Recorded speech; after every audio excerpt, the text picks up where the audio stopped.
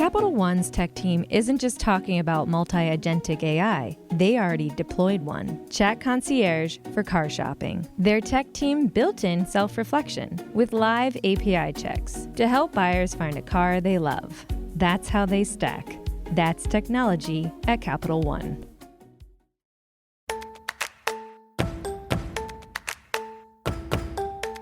I'm Yasmin Gagne. I'm Josh Christensen. And this is Most Innovative Companies.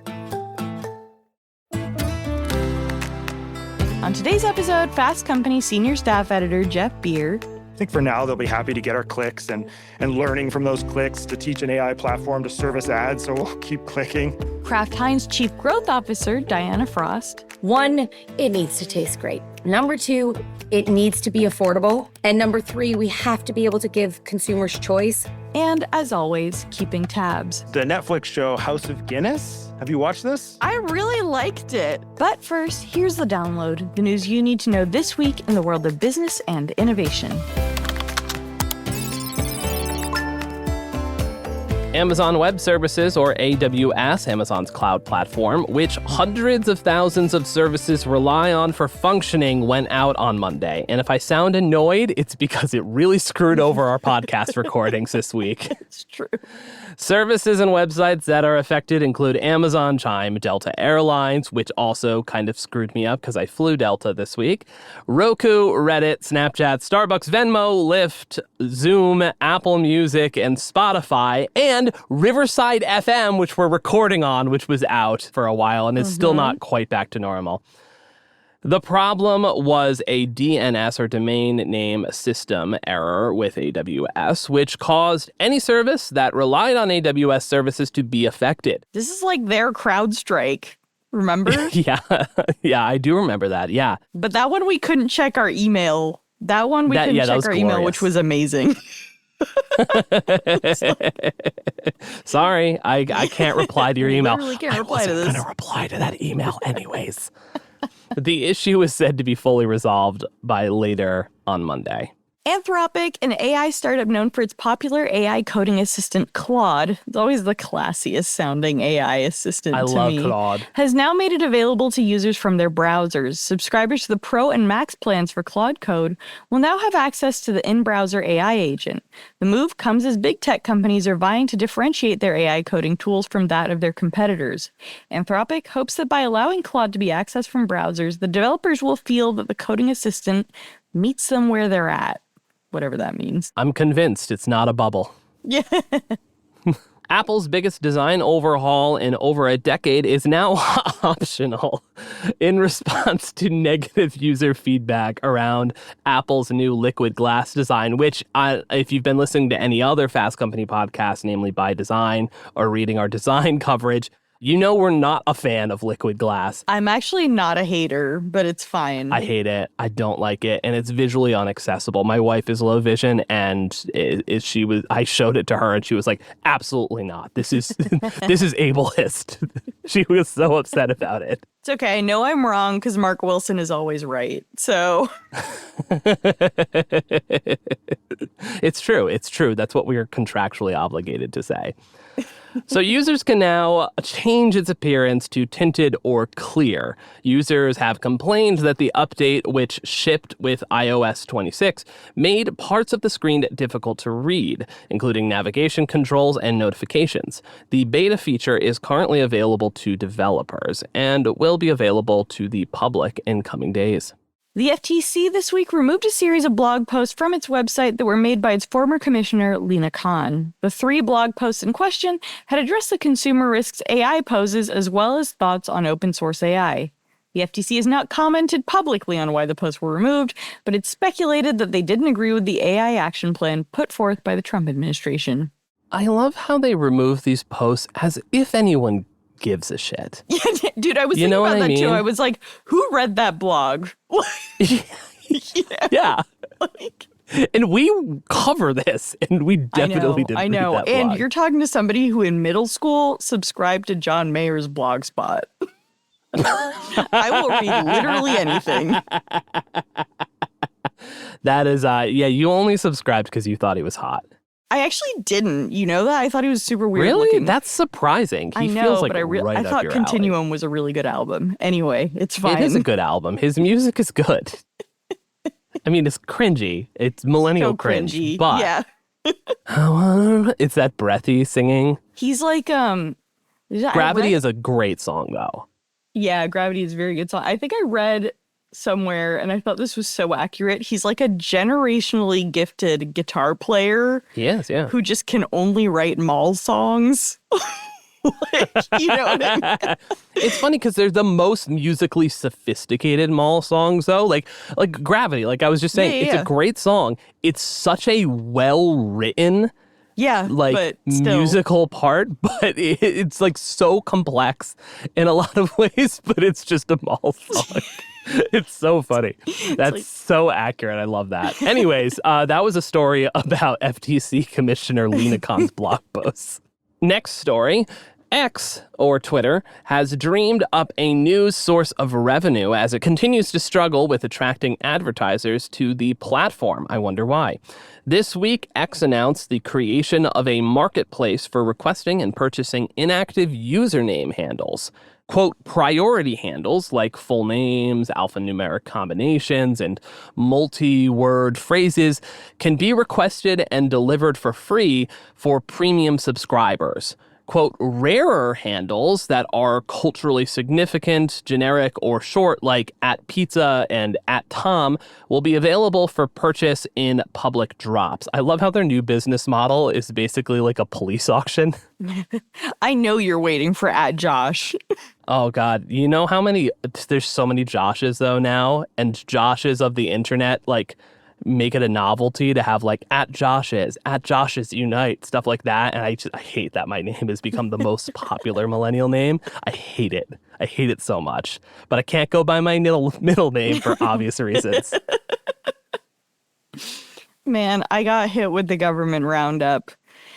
The federal government shutdown has entered its fourth week, and with no deal in sight to end it, this could make it the longest closure of the U.S.'s federal government in history. The White House, meanwhile, is trying to lay off thousands from the federal workforce and threatening that it will withhold back pay from furloughed federal employees. Jesus Christ. There's also like a remodel going on that's crazy. Anyway, economists estimate that the toll the shutdown is taking amounts to $7.6 to $15.2 billion a week, or about 0.1 to 0.2 percentage points shaved from annual growth weekly. Oh my God. What? Oh God. And 92% of our growth is just AI. AI, so yeah. If that bubble bursts, it's over. Functions ranging from national park tours and new drug reviews to federal loan processing and ships being processed at the nation's ports remain slowed down or suspended until a funding agreement is reached. The Department of Energy confirmed this week that it will cancel $720 million worth of manufacturing awards. The cuts will affect companies making insulating windows, companies manufacturing materials for batteries, and companies in the business of recycling lithium-ion batteries. The grant money had previously been awarded as part of the infrastructure that Congress passed back in 2021. Last week, Mark Benioff, who, just so everyone's not confused, is not one of the co-creators of Game of Thrones. No, I'm not in love with him. No, this is the co-founder and CEO of Salesforce. Made some controversial remarks in an interview with the New York Times. Benioff said that he supports President Trump sending in U.S. National Guard to San Francisco, where Salesforce is the largest private employer. While some tech leaders like Elon Musk loved his remarks, shocker, others did not, with a Salesforce board member resigning in response. Benioff walked back his remarks and apologized for them last Friday, saying in part, "I do not believe the National Guard is needed to address safety in San Francisco." It also came out that Salesforce was attempting to get contracts with ICE for their hiring push. So there was, a little bit of conflict of interest. Next up, Warner Brothers Discovery, which owns CNN, HBO, and the Warner Brothers Movie Studio, revealed this week in a statement that it was considering the sale of the entire company or even the spin-off of certain parts of the company to other entities.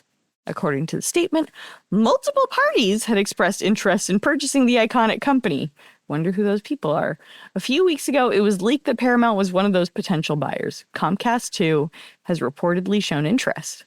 And what's this? Perplexity says they want to buy this company? Robbie Starbuck is somehow involved. Just kidding. Oh my God. That's so funny. Oh, one last unscripted addition to this, and I'm not going to go through any of these earnings, but it's earnings call time. Lots of earnings calls happening. Go to fastcompany.com to keep up to date on all the news from their earnings. Coca-Cola had a good one. Netflix did not. Yeah. Yeah. And that's the news you need to know today. So, Josh, what do you most often get targeted for when you get targeted ads on social media? Oh, God, I thought that question was going to go into a different direction. God. What do I get targeted for? Well, right now it's couches because I've been looking for a new couch. So I get all like the D2C couch brands now, modular couches. You get those Lovesac ads? Horrible name. I do get some Lovesac ads. Yeah, Lovesac's a really bad name.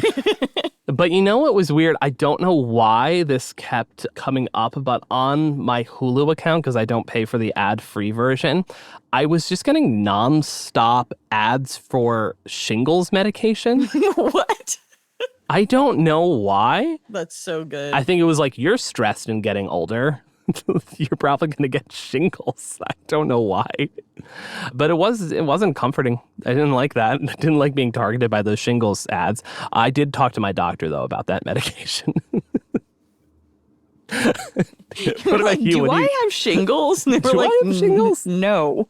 That's eczema. Some dry skin on your shin. It's also not going to show up on your shins, Josh. What do you get targeted by, Yas? Baby shit. When you're pregnant. Oh, yeah, that's true. Baby stuff all the time. The baby stuff. All the time. Have you bought any of it? Have you gotten any TikTok shop of baby stuff? Not yet, but it's not because I'm too smart for it. Well, we know that. Like, it's coming for me. Luis did, really want to buy our child an octopus costume that he saw online. Oh, octopus costumes are very cute. But I was like, let's have this baby first and buy it some normal shit. Okay, yeah. So the reason we're talking about all this is because Meta has, as you probably know, gone all in on AI. The company recently announced that by 2028, it plans to invest $600 billion on U.S. data and infrastructure. The investment is not limited to infrastructure, though. The company is also offering compensation packages totaling hundreds of millions of dollars to poach AI scientists. And the thing is, 98% of Meta's revenue comes from ads. In Q2 alone, the company's ad business brought in $47.5 billion. So it makes sense that the company is pouring investments into new AI tools to support its ad business. So basically, we're about to talk about the not sexy AI ad, whatever. I'm not going to say that. But keep listening. Keep listening. Keep listening. This is going to be boring as fuck, but keep listening. Well, this is how AI is actually going to affect you as a social media user. Mark Zuckerberg can make all these moonshot promises, but fundamentally, Oh yeah, you're going to get served it's weird ads, baby. Yeah. It's ads. So listen to the first 7 episodes of Brand New World. We Yeah. covered that on that feed last spring. So to learn more, I spoke with Fast Company senior staff editor Jeff Beer about these new tools and what Meta executives are saying about them. You're a big star now. You no longer have a monthly segment on our podcast because you have your own podcast. And before we get into Meta and AI, remind our listeners where they should find you. Yes, I have my own podcast called Brand New World. It is that once a a pun? month. It is. It's a play on words, if you will. And you'll hear why, because what we talk about is marketing, advertising, and all things brand culture. So, Brand New World. That's, I'm not a brilliant man. I just try to come up with names that work here. And so it's once a month. And we talk to interesting CMOs and executives, and we kind of shoot the breeze on kind of the best and worst ad and marketing work that we see around the world. And it's fun. So, but thank you for having me on, because talking about Meta's work in AI and advertising is both, it's fascinating and it impacts a lot of that world in terms of what brands do and how brands reach us. But I know advertising technology is also a bit of a it's all over the place. A black box, even for people who work in advertising for so many years, like ad tech has promised to sort of serve us online like the right ad at the right time to the right person. And so much money, billions and billions of dollars is spent on this. And still, it is a bit of for a lot of people, a bit of a black box. You get to a certain point, you can ask so many questions and ask for so much data. And at a certain point, it starts to get a little fuzzy about how exactly it works. And on the most basic level, again, like I said, I'm not the most brilliant man, but when I buy a pair of shoes online, I don't expect to see an ad for those shoes for weeks afterwards. So ad tech's always been a bit of a, wizard science to me. And I kind of, not to say that I avoid it, but I thought talking to Meta about its investments in AI and the impact on its business and the brands it works with would be helpful for both me as someone who kind of instinctively shies away from that back-end infrastructure stuff, but also for both brands and the people, audience being targeted by all the ads. Hit with ads all the time. They should know. They should know about how it's working and also not just how it's working, but how it's evolved and where it's going. So why now? Yeah, well, why now was back in June. So at Cannes, which is the Cannes Lion Festival, which is like the biggest gathering of advertising and marketing companies, which includes obviously all the big tech platforms, entertainment Your companies. Your greatest blah, blah, blah, con is getting us to send you there every year. Can I just say, wild. I don't know what you're talking about. That's not a con. It's Cannes. Okay, so back in June, Meta announced this new suite of AI tools they described as, helping to improve performance for advertisers and agencies, which is their platform called Advantage Plus. But what got a lot of attention was the idea that, I think it was Zuckerberg who actually said the words, but the company, talked about this, that overall, the company is aiming for with tools and some of these beta tools that it was rolling out. Ultimately, it's aiming for fully automated advertising on its platforms by 2026. This isn't some 10 years down the road. This is next year. And obviously, this got a lot of people working in advertising a bit on edge because it sounded a lot like, replacing jobs and things like that, which is obviously a legitimate concern. But the more I thought about it, and there's a lot of individual stories here and there on the individual tools, I wanted to know if there was maybe a little bit of misconception there, and I wasn't sure. So my idea here was basically to do an explainer and talk to the company itself and the people building these tools about where it's at, what its goals are, and kind of how the rest of the advertising and brand community fits into that.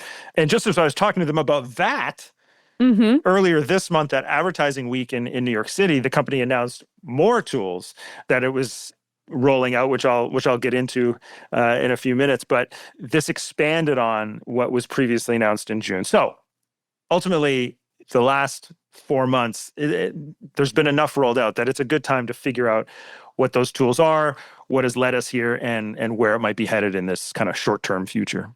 So walk me through these tools and kind of how they work broadly. Okay. Big deep breath here.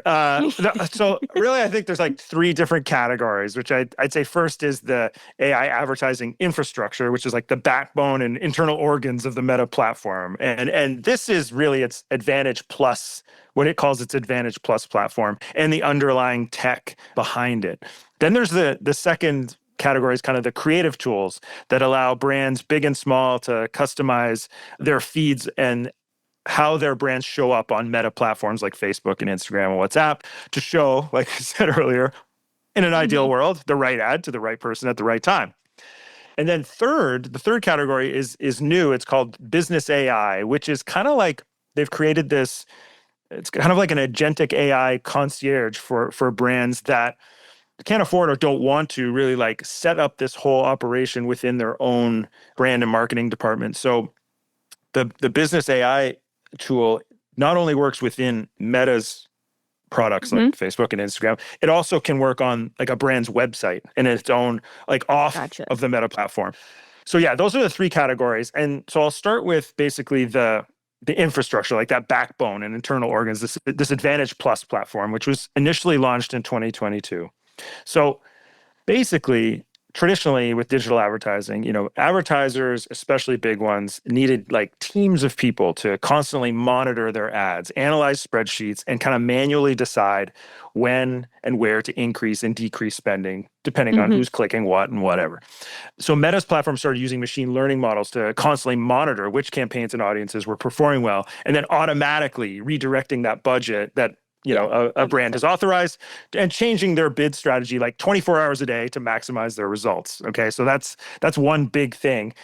And then the next year, they introduced this thing called Lattice, which this is in 2023, which uses what was explained to me as transfer learning to its machine learning models. The A models are trying to predict different user behaviors. So, for example, one model would predict who will click on the ad, while another model would predict who will actually buy the product. Lattice allows those two different models to share their knowledge. Gotcha. That's how that works. And then in 2024, so last year, they started rolling in these creative tools. So generative AI creative tools, which can take, so you're selling a toothbrush, say, right? And so the generative AI creative tools can take your image of your toothbrush and your description and basically create ad content, whether it's text, image, backgrounds, entirely from scratch or from assets that you've given them to optimize it to look good and perform well on all the Meta. You had an episode not about Meta's AI tools, but you are rather obsessed with toothpaste branding, famously. Yes, everybody, go back to listen to, I forget which episode it was, but first season of Brand New World, I create an AI an AI toothpaste brand, and it's amazing. I hope it comes to life someday. Okay, so now we're at like these creative tools, the AI models are helping, find, where the budget's going and blah, what's performing well. This basically overwhelms the Meta infrastructure. Like so many people are using this stuff and so many more ads are being created that it's like overwhelms the system. So last year, Meta they introduced this hardware upgrade that they called dramatically Andromeda. So Andromeda was like, it basically upgraded the back-end infrastructure that was 10,000 times more computing power. Why did they need that? Because within a month of launching its first generative AI creative tools last year, more than 1 million advertisers used those tools to create more than 15 million ads. Okay, so this is like... That sounds bad, dude. Like, that just sounds like... We'll get into that later. We'll get into these consequences later. We'll talk about it, yeah.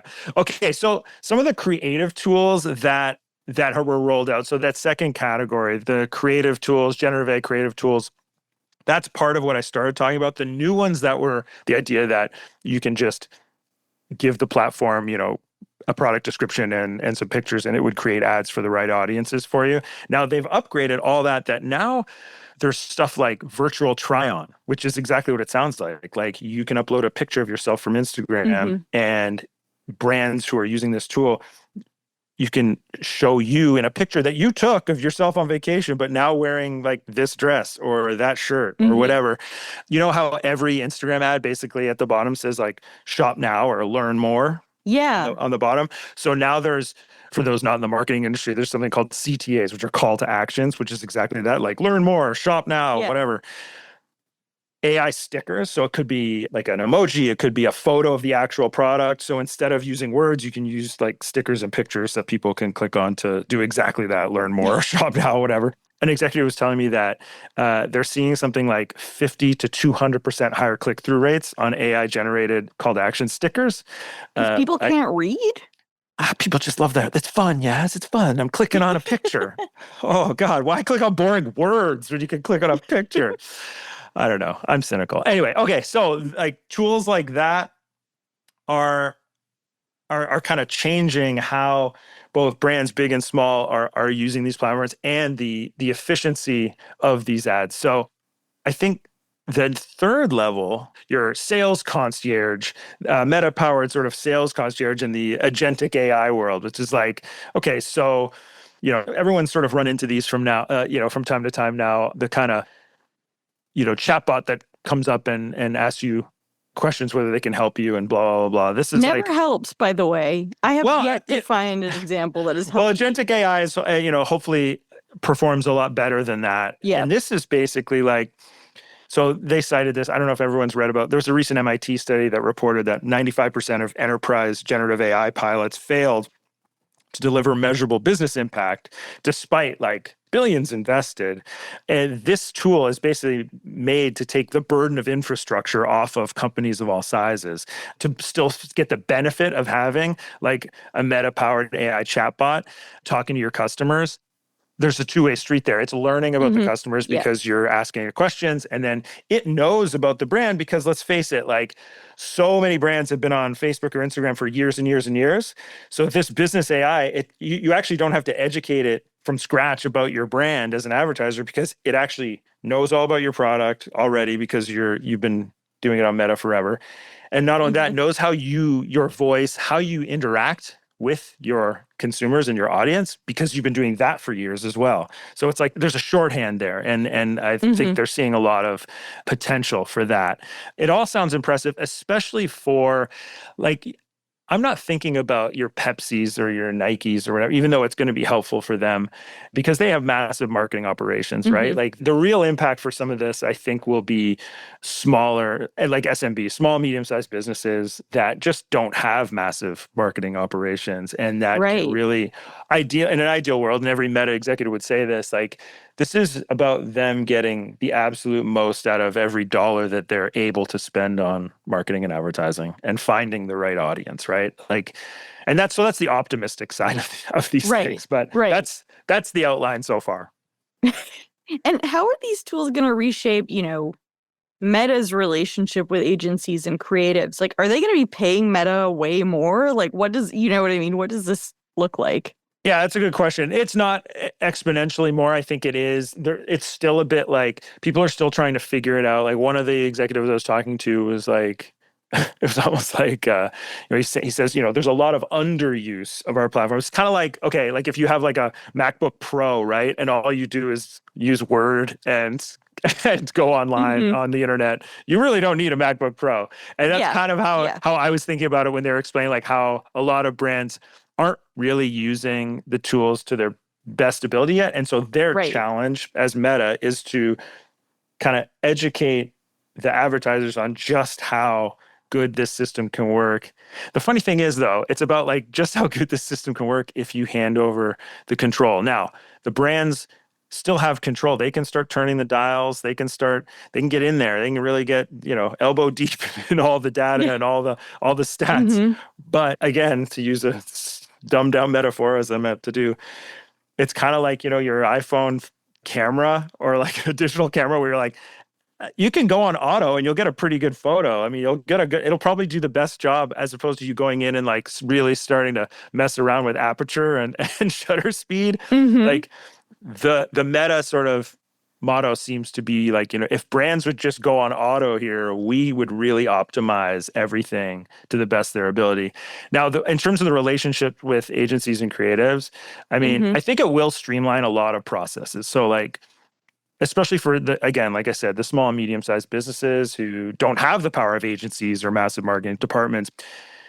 And Meta's very, very clear about talking about like how important their partnerships with big brands, marketing departments, and ad agencies and everything, media agencies are, and that like human, powered strategy and all that good stuff is still incredibly important because the platform may be able to, take certain assets and get it to the right person at the right time, but kind of the ideas behind those products, the ideas behind the art, behind everything it should still be made by humans. Now you can decide for yourself just how much of that is, just trying to, as any AI company, like trying to like, pat us on the head and say, don't worry, everything's gonna be okay.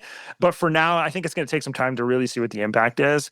Like you said in the intro around, like it's already had a pretty significant impact on Meta's business. I mean, I think their Q2 results was like something like 47 or 45 billion in ad revenue, and it's like a 22% increase year over year, like just since these tools have been rolling out and being used more and more. So they're super bullish on this, but I think it's going to take some time to really see what that impact is going to be on the broader sort of advertising and marketing community. So you mentioned, brands and companies are kind of adopting these tools, but maybe not using them to the best of their ability. What is the kind of key takeaway from that? Are they going to have to invest more in education? Is Meta going to have to invest more in education? Like, how do we get past that barrier, if that makes sense? They're rolling out these tools. They're going to see how people use them, and Meta being Meta, they're going to adapt and these tools to kind of be the best for how people are using it. And at the same time, just invest a ton of time and effort in talking to brands and educating them about these tools and what they can do and like showing them the results. And I know they work with specific brands to help them use these tools. Like, so for example, talking to them, they will give me as an example, a hair care brand called Living Proof, which saw an 18% boost in purchases after using the Gen AI feature for ad creative compared to using its usual campaign strategy. So, Wow. That's not insignificant. It's also like, I forget how one person kind of framed it to me like, your brand, you have a vision and a voice for your brand, but like exactly how to use that voice for such a massive audience, it's kind of silly to use the exact same one for everybody, even though like kind of the spirit of the vibe should be the same. Obviously, as a brand can't be everything to everyone. But like, for example, there's a tool that you and I could be selling headphones. And even though the vibe of the ads are the same, like for a certain person, the AI tool would make the ad focus more on the fashion or the style of the headphone. And then to another person who might be more of an audiophile, that ad, same photo, same whatever, would be kind of highlighting the, what do you call it, like the tech specs of the of the headphones. Like, and you wouldn't have to do that. You're this is the system basically doing it to your ad creative for all these different audiences. So I think it's about them kind of getting more examples, more use cases, and more results to show people. But I do think that, I don't know. The more I was like thinking about this, and I've been thinking about this a lot lately, this is not just Meta, but like brands, as we were talking about, like 1 million more advertisers were churning out 15 million more ads. Yeah, in some cases, that's like, wow. Question, but as a user, as a person out in culture, you're like, oh my God, like talk about like the AI, like kind of slopification. It's not even slop, it's just more ads. We have enough ads in front of our face now. So I think brands need to think more carefully about what they're putting in our feeds. I think for now, they'll be happy to get our clicks and learning from those clicks to teach an AI platform to service ads. So we'll keep clicking, but and on and on and on and on. Yeah. But they really should be thinking about the value of real kind of human strategic brand thinking, because if these models are trained on all our past behavior, you keep pulling on that thread. It's like we're all going to be seeing different versions of stuff we've already seen before because it's serving like a version of something we've clicked on before for brand A. Now brand B is going to kind of be using the same tactic because that worked before. And I don't see that really leading to great places. Yeah. I'm sure. Hey, look, I'm not trying to like throw everyone at Meta under the bus. They were nice people, but I feel like, and they'll be thinking about these things. I'm sure there's going to be tools at some point to like deal with that, but I don't think we're quite there yet. I don't know if everyone's thinking all of that through.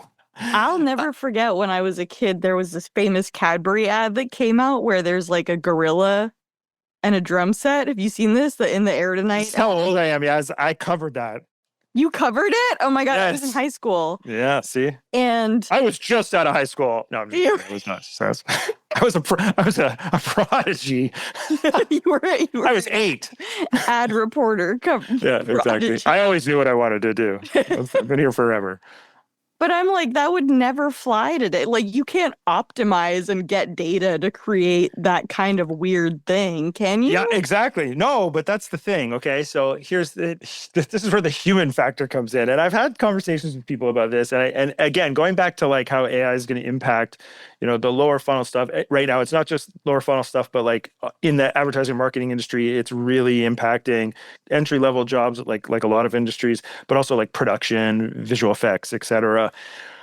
Which is, a whole other issue. But when it comes to creative and things that I've heard that like some people think about it like you're going to have almost like luxury goods, but like on the creative end, you're going to have these like shops or ad agencies that are going to be much smaller and much more sort of focused on that creative stuff where new ideas are always like something like the Cadbury Gorilla, or I was just writing about, because there's a new one coming out. It might be out by the time this comes out or not, so I'm not going to say exactly what it is, but Liquid Death has a lot of funny collaborations that no AI would think would be good. And like last year they did a faux leather diaper with Depends, a diaper holder with Depends. Exactly. Like no AI is going to be like, that's a great idea, you should do that. So you need these new ideas. You need the kind of out of left field creative ideas. Those are the ones that actually, break through quite a bit, or especially in like kind of, we don't have a monoculture anymore. It's so fragmented, but certainly certain things do break through. I mean, that's why the value of Super Bowl ads has gone up. But like, we will still see that. I just wonder, like the day in, day out, again, fire hose of ads that are hitting our face every day. That's where kind of the danger and depression lies. Yeah. I do think there's going to be plenty of good ideas. That's never going to die, because it's actually going to become more valuable. The more kind of AI churned stuff, the more kind of the weird and wonderful, the more valuable that will be. It's valuable as it is, but I think it'll just be even more valuable. At least I hope. Well, that's a semi-positive note to end on. What Meta's doing is amazing on a lot of levels, especially, again, I can't emphasize this enough, on smaller, medium-sized businesses that just don't have, massive marketing departments and want to reach people. We've all found brands I can talk shit about whatever, the algorithm and blah, blah, blah. But I've definitely found cool brands on Instagram just out of nowhere and kind of found stuff.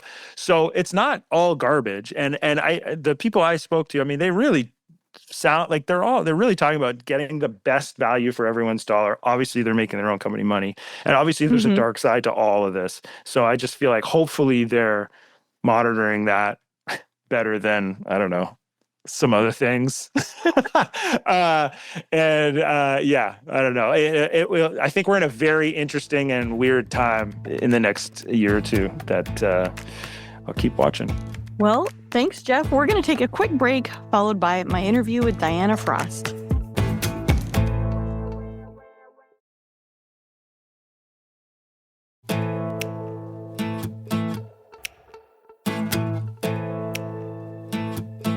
You may have recently heard that Kraft Heinz will soon split into 2 different companies.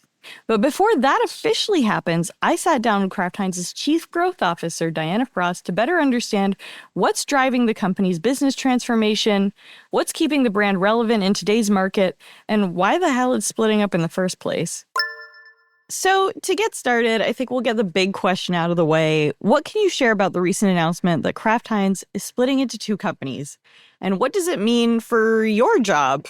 Such a great question, and obviously very topical right now for all of us. I think that the biggest thing with this news of the separation is focus. And I could not be more excited with the news. We have over 200 brands in 3 temperature states, in refrigerated, in frozen, and in shelf stable. So thinking about our ability to focus and give the love that each brand deserves and requires is exactly what we need to set up the companies for success today and for the long term. And so in terms of what it means for me, it remains to be seen. The only appointment that has been made so far has been our CEO, Carlos Abrams-Rivera, who's moving over to the North America Grocery Company. And what we are focused on right now is setting up both businesses up for success. And the only way to do that is look and focus on delivering for now. Every day there's a new dictum from the government. Everybody's thinking about being more health conscious. How is the company innovating to stay relevant and sort of convince consumers that their products are healthy? Such a great question. And what I'm so proud of is both H.J. Heinz and J.L. Kraft had been doing that for over 150 years. So if you think about the history and the origins of our company, H.J. Heinz was one of the first farm-to-table brands and actually used the glass bottle to allow consumers to see the quality of the product all the way through.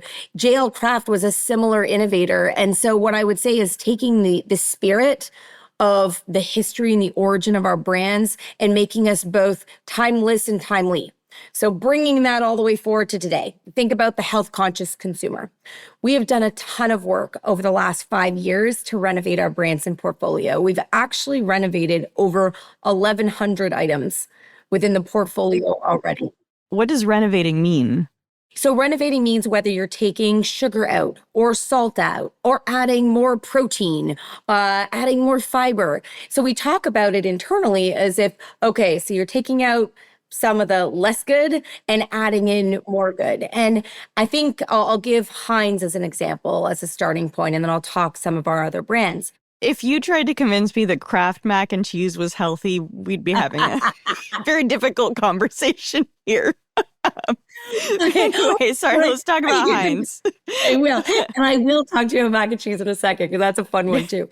When I think about Heinz, a quarter of our sales of Heinz in the US is within our Better For You platform. And what I mean by that is, okay, you can have Simply. So Simply is a product that has simple ingredients. So like 5, if not more, simple ingredients. That's growing at 9%. Mm-hmm. We also have a no added sugar. We also have organic. That actually 1 in 4 ketchups bought is actually within the Better For You part of the business. So a big thing for Kraft Heinz, there's 3 things to remember. 1 is it needs to taste great. Mm-hmm. Number 2, it needs to be affordable. And number 3, we have to be able to give consumers choice that they can have both delicious and nutritious products.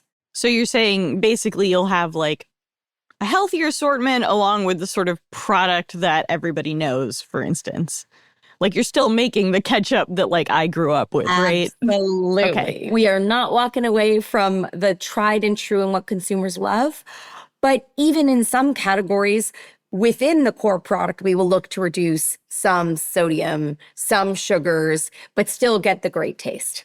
So it's all about balance. And I think that balance also comes with affordability and making sure the consumers have that choice of both, but that they can afford it.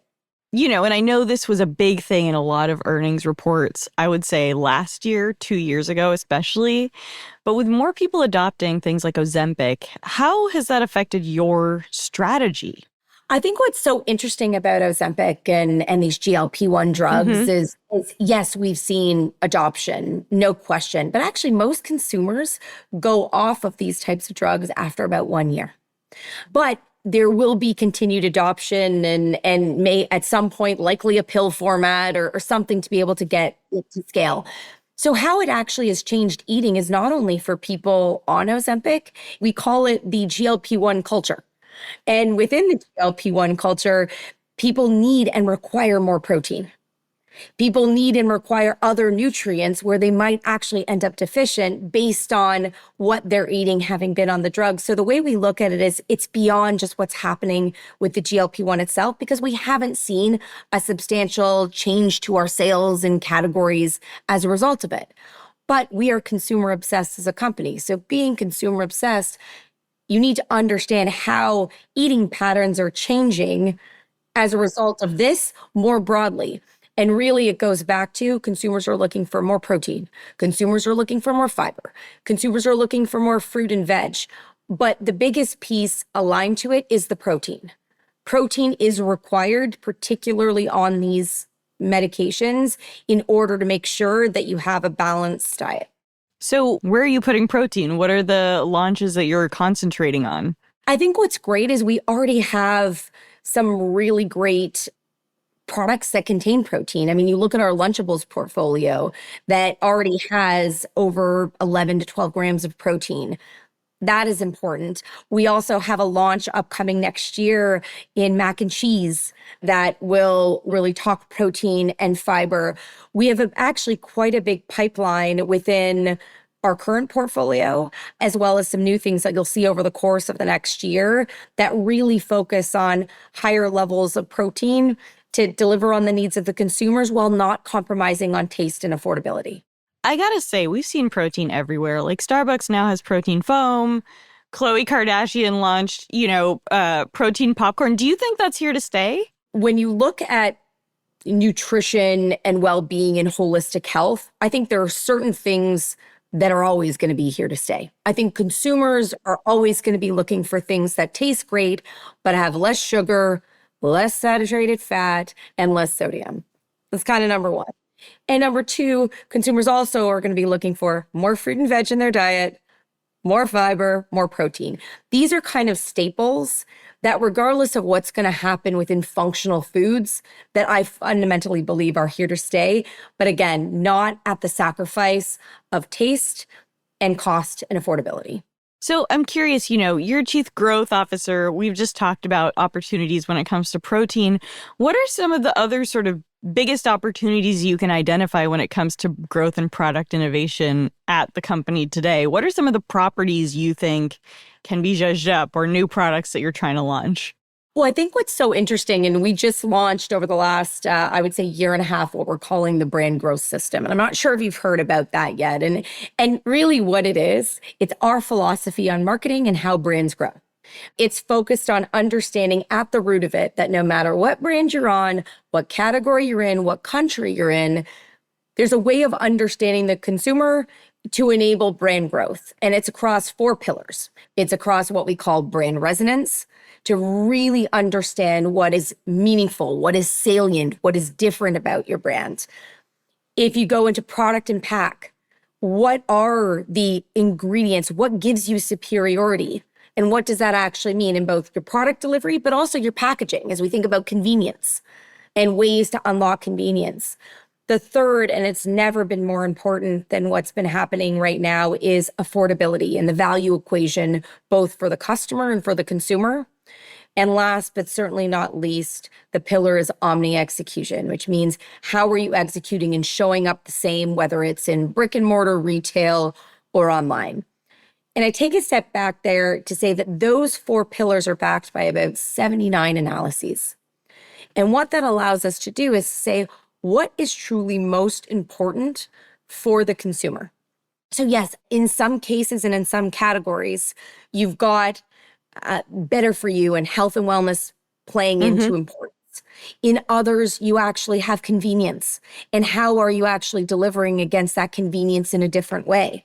I mean, we pioneered the upside down bottle in condiments back in 2002 and 2003, and all competitors followed suit. Well, no one's done anything since. So you think about the pain points, even in the packaging, of how you get all of the product out of the bottle. How do you actually store it in your fridge so it doesn't take up so much space? How do you make sure that you can get the right amount of precision dosing on your foods? So I think what you'll see from us is, depending on the category, a lot of work that's been done on, in some cases, it's better for you. In some cases, it's convenience. In some case, it's flavor exploration. You think about flavor exploration and personalization, and I couldn't be prouder of the work that we've done with the Remix machine. I don't know, you guys featured it a while back, actually. And now we're up to thousands of personalized sauces in these machines to be able to understand, when consumers are looking for flavor exploration, what are the different fun combinations that you can do? So I am just so incredibly proud that we've worked on this brand growth system. It's enabling the acceleration of innovation because it's rooted in both brand truths and consumer truths. Now, to go back a little bit to the sort of better for you category, there have been a few reports from former employees where they basically said there were some missed opportunities when it comes to meeting demands for fewer preservatives and artificial ingredients. I'm curious, whether you took that feedback into account, what you think they were talking about. Tell me a little bit about that initiative. Yeah, and I can't speak to what former employees have said, but what I can speak to is the fact that we are leading with the consumer and leading with science. So leading with the consumer and leading with science to understand what is right to put in and take out of our portfolio. I will say we were the first company that came out and said we would be removing the FD&C on artificial colors and dyes. First one to come out and say it, and so many have followed suit. But we are removing it out of our entire portfolio by 2027. And so, yes, when you have as many categories as we have and you have as many brands, certain times There may be opportunities missed, but with this brand growth system and with putting the consumer first, we are always going to put the consumer and science at the forefront of the decisions that we make. And I'm incredibly proud of that. I'm curious, the supply chain is crazy right now. Tariffs are a thing. How do you make sure that, this ever-changing supply chain can keep up with the pace of innovation? And how do you make sure that shelves can stay stocked around the world? Yeah, it's a great question. And quite frankly, in this post-COVID era, the digitalization of supply chain has been absolutely critical to that. Being able to understand and map end to end from ingredients to logistics to shelf and getting real-time signals to be able to understand, okay, there's been a spike in demand here, and that automation is absolutely critical. And so the team has been spending a ton of time, whether it's through the control tower, we call it control tower, but really leveraging the automation and digitalization of the entire supply chain, and now leveraging AI with these real-time signals that you don't have to wait. And it's the real-time signals to actually improve your forecasting, but be able to signal to be able to fulfill all of the needs of our customers and consumers. Have you been affected by tariffs? Has the company been affected by tariffs? I mean, all companies have been affected by tariffs in some way, shape, or form. I mean, we're in a position, fortunately, where it can be minimized. But I would say we're very, very proud. If you look at the U.S., we manufacture everything that we sell in the U.S. in the U.S. Mm-hmm. I'm incredibly proud of the fact that we've got over 30 manufacturing facilities there. We have our pickles are grown there, our California tomatoes, the real dairy that we need and required for Philadelphia is within the U.S. So I would say, while we are not immune to being affected by it, we have a supply chain and we have our categories and products that are very much manufactured in the U.S. I know Kraft Heinz has a generative AI platform called Leonardo. What can you tell us about it, and what are some of the kind of real world examples of Leonardo that you can give us? Absolutely. So what I love about Leonardo, and truly what it is, it's our ability to recipe develop, and it's really the development process within R&D, and to cut it down by about 50%. And so one of the things that's so important to be timely for consumers is how can we make sure we have the best outcomes, but we minimize the time that it takes to get there. And through the work that we've done with Leonardo, which allows us to put in a brief with very clear parameters, it cuts down the time by 50% to get multiple outputs of formulas. So one of the ones we've used it for is in the sodium and sugar reduction within TK in Europe. And we've launched it's called TK Zero, which is tomato ketchup zero, Heinz zero, no added sugar, no added salt. And what Leonardo enabled us to do was making sure that you put in the parameters of taste and texture that are required while reducing the sodium and sugar. So now it's a no added sugar, no added salt product that's been launched and doing incredibly well. And we're now using Leonardo in multiple other places across the portfolio. Did you develop Leonardo in-house? Leonardo is a combination of work in-house with an external partner as well. Gotcha. That makes sense. Yeah, absolutely. I mean, we are looking at, there are things that we are experts at, and where we've accelerated a lot is surrounding ourselves by a partnership ecosystem that enable us who have specialties that we don't have in-house. And in terms of the sort of data that Leonardo can use, I'm guessing that's, formulas from the products or years of recipes. Is that fair to say? It's like all your proprietary data? Yeah, Leonardo can use and put in those and then put in different parameters and other different ingredients. And if one ingredient isn't available, it can substitute it for another. And so that's where it keeps getting smarter every single time you do it. It's never going to be just Leonardo the tool. It's the combination of Leonardo the tool and the R&D folks that are working together to come to a best-in-class outcome. I think Leonardo is a really good example of kind of creativity in a business that, don't take this the wrong way. Kraft Heinz, not the most exciting company on the surface. When somebody, talks to you, right? It's not like an open AI. Yeah. I think it's fair to say. But what are some of the biggest sort of, from your point of view, examples of creativity or innovation that you've seen at the company over the past year or so? What I'm so proud of is when you talk about a culture of creativity, and you brought it up so well, is that creativity is not just in communications. Creativity needs to be used to drive innovation across the entire portfolio. So whether it's been the creativity of the example we just talked of how R&D is leveraging creative solutions through AI to get to faster outcomes. We have other solutions where it's being used in content creation and actually cutting down the content creation process by 80% when you're doing certain product-driven advertising. I would also say the creativity we've had, and it's only accelerated in the last year, of having an in-house agency. We started an in-house agency back in 2021, and it's now well over 200 people. And it allows us to move at the speed of culture and get involved in conversations that we've never been in before and do it in a timely fashion. And the most recent example this year was with DJ Mustard and how we entered ourselves into that conversation through the Grammys and the Super Bowl, but followed it up with a co-created product that sold out in weeks. And so what I think the most important piece is innovation can come from anywhere. And innovation is innovation in business models, which is what we've done with the Remix machine. Innovation in supply chain to have real-time signals and forecasting. Innovation in how you innovate with R&D to be faster and more agile in how we approach it. To even innovation in process. And moving from a linear innovation process to having pods. We call them agile pods that are upwards of 70 in the company that are focused on the biggest critical things to unlock and solve for the organization. And so a culture of creativity is a culture of innovation, and it sits well beyond the marketing function.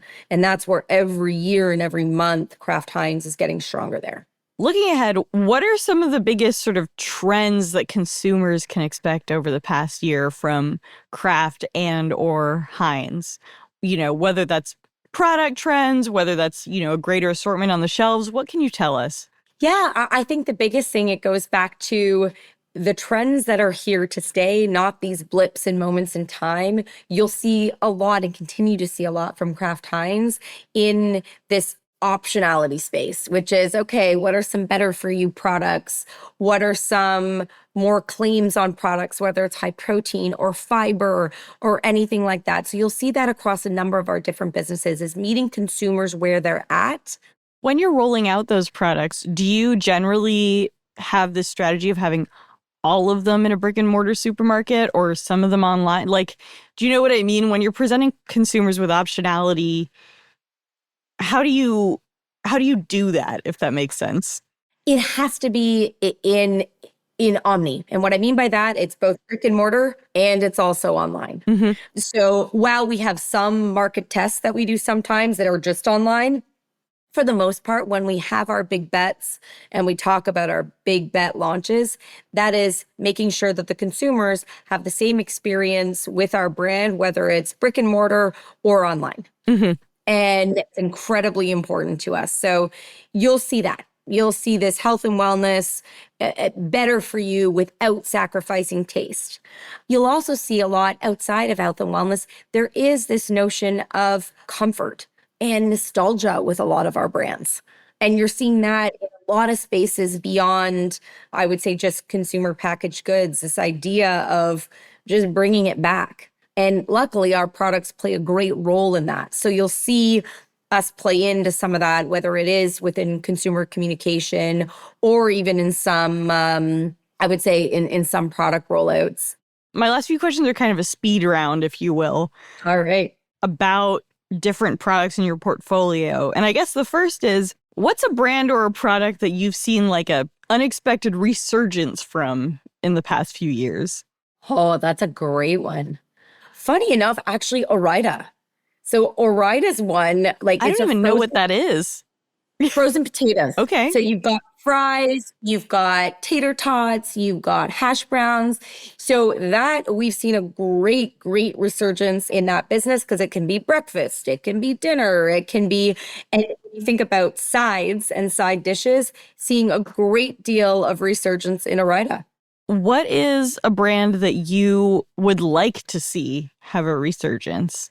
I would say some good momentum recently on Capri Sun, and such a great, I would say, brand for families and everything, and just in kid culture. And so I would love to continue to see the resurgence of Capri Sun, would love to continue to see the resurgence of Lunchables. Heinz has already been doing very well, so don't need a resurgence in that brand. But I would say, and a resurgence in mac and cheese. What is a Kraft Heinz product that you personally can't live without? Okay, so this is where I'm going to reveal where I am from. So I am Canadian, and the one product I cannot live without is Kraft peanut butter. So fun fact, Kraft peanut butter is a staple in Canada, and it's actually one of the number one selling items in all of Walmart in food. And it is so delicious. So when I take my Canadian hat on, I cannot live without Kraft peanut butter. But in terms of Do you like the smooth or crunchy? Ooh, smooth. I'm Okay. a smooth guy every time. How about you? I like smooth. Yeah. Yeah. And sorry, I interrupted you. You were saying, but in terms of America? Oh, I mean, the other one I love, Philadelphia cream cheese is Gotcha. cannot live without. Yeah. Is there one that, this is not casting aspersions on the business, this is your personal taste, you don't like as much? Well, this is going to be very controversial, actually, because I don't love pickles. And I love, like, our Clausen pickles do so well, but as like a personal human, I just don't like pickles. Okay, so yes to peanut butter, no to pickles. Thank you so much for coming on the show. I appreciate it. Thank you. Appreciate the time.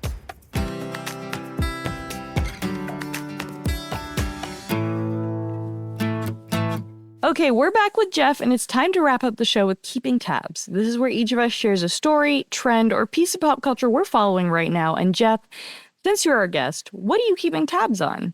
What I'm keeping tabs on, and I'm a little late on this because I know it came out maybe like earlier September, is the Netflix show House of Guinness. Have you watched this? I really liked it. Okay, obviously Stephen Knight's the creator. He did Peaky Blinders. You know, they've been calling it Pinty Blinders.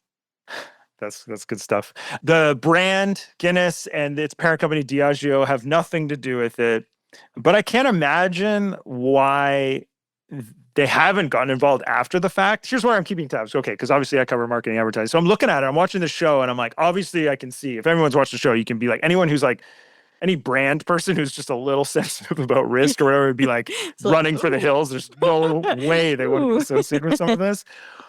But I actually don't think that matters much anymore. I think that, like, you kind of got to trust people a bit. And I feel like, okay, think about it. Like, if you've watched it, I've watched it. It debuted as the third most watched show globally on Netflix. It had 35.7 million hours watched in its first 3 days. So nobody has this idea of Guinness as like a really like pure, clean, you know what I mean? No, but it's also like, it's a great story. And, you know, it's kind of like how... and it shows Guinness's importance in like geopolitics, you know, totally, continents. Totally. Like, but we talk about dark themes and things like that. Like, look how brands have gotten involved with shows like Wednesday. Like, if you watch Wednesday or Squid Game, for God's sake. Oh my God, like, there's Squid Game Crocs and like people are getting murdered. Like, it's like brands, the audience is smart enough to know that you don't advocate for like the crazy shit, but like, it's cool that your brand's like, there's a good story behind it. I think I'm imagining you standing outside a Crocs store being like, people died. Wearing the Crocs. I think that they should have been involved. And in terms of my keeping tabs, this is all I can think about is, how do you differentiate? Well, I think that like here, where like heritage brands have an advantage here, and what they do have is history and a story. And, you know, I mean, we've seen it with tech and stuff, with like The Social Network and a couple of Apple movies. I think there's the Steve Jobs movie with Michael Fassbender and the Pirates of Silicon Valley, and there was I think there's the Uber show based on the book. Oh yeah, the Uber show. Yeah.